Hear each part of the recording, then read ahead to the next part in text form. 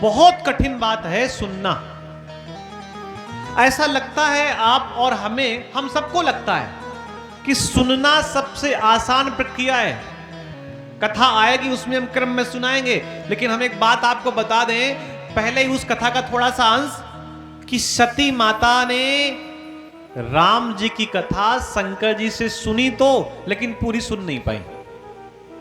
ये कथाएं आपको आती हैं, सुनना बहुत कठिन है। सुनाने वाला महादेव जैसा कोई साधारण व्यक्ति थोड़ी ना है, लेकिन फिर भी सती माता कथा नहीं सुन पाई। सुनना बहुत कठिन है। आपकी छोड़िए, हमारे ही बहुत बार झगड़े इस बात से हो जाते हैं कि सामने वाले ने कुछ कहा, उसको हम पचा नहीं पाए और तत्काल उसको हमने जवाब दे दिया। सुनना बहुत कठिन है। और जिन्हें सुनना आ जाए भैया, उनके लिए सब कुछ आसान है, सब कुछ आसान है। और बहुत भाग्यशाली हैं वो लोग जिनको सुनना आता है। महाभारत के युद्ध में अर्जुन बार बार फड़फड़ा रहा है, परेशान हो रहा है। भगवान ने कहा तू परेशान मत हो, बस तू मुझे सुन ले। वो बार बार कुछ पूछ रहा है, भगवान ने कहा ना ठीक है सारे प्रश्न कर ले, लेकिन मुझे सुन ले। और अगर तूने मुझे सुन लिया तो तेरा सारा का सारा कष्ट दूर हो जाएगा। सुनना बहुत बड़ी प्रक्रिया है, बहुत कठिन प्रक्रिया है। सुनना ही तो नहीं आता।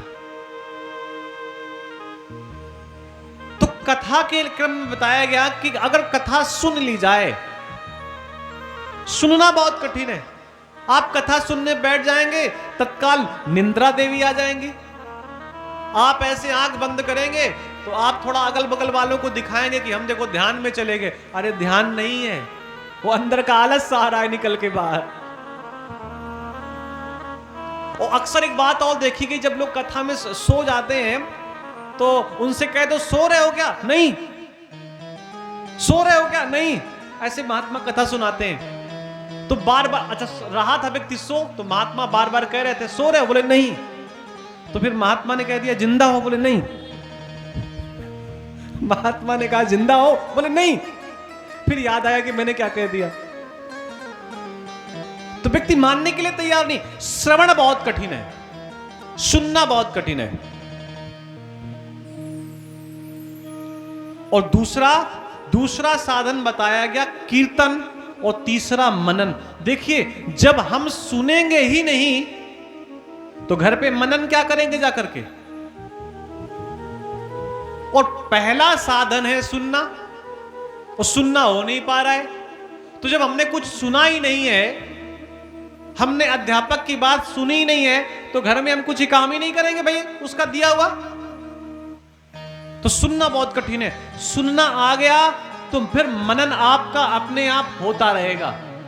अगर एक बार कथा सुन ली और दोबारा कहीं भी कथा सुनने जाएंगे तो अपने मन से वो चित्र याद आता रहेगा कि हाँ अब ये कथा ऐसी होगी, अब कथा ऐसी होगी। तो श्रवण और मनन, श्रवण के बाद तत्काल मनन आता है।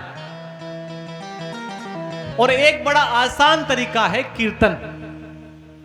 कीर्तन का मतलब भजन कीर्तन, भगवान की कीर्तन करना, यह सबसे आसान तरीका है, क्योंकि इसमें आनंद भी आता है और मन भी खुश हो जाता है।